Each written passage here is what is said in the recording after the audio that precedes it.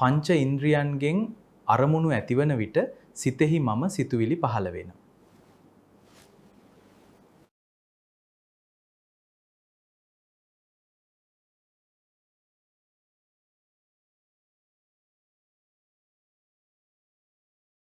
මනේ මම සිතුවිලි අල්ලා ගැනීමෙන් ඒවා ක්‍රියාත්මක වෙනවා.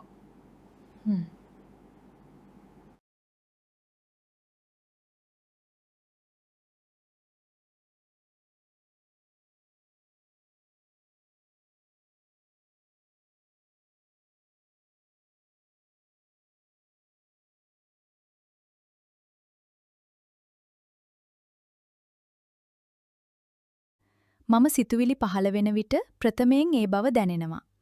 මෙම අවස්ථාව ඊටා වැදගත් වේ.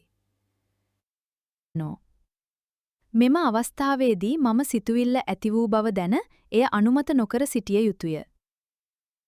එවිට එම මම සිතුවිල්ල පහව යයි. සිත නිදහස් වෙයි.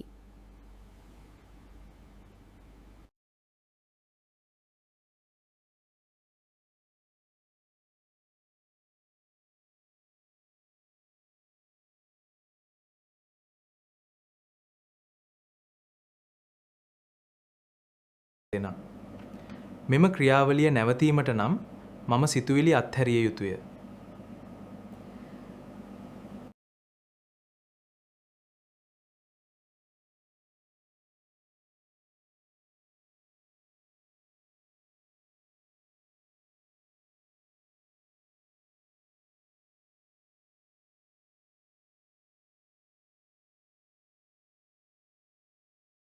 මම සිතුවිලි වලින් තොරව සිටින අවස්ථාව මොහොතකට හෝ දැනුන විට සිතෙහි වෙනසක් ඇතිවේ.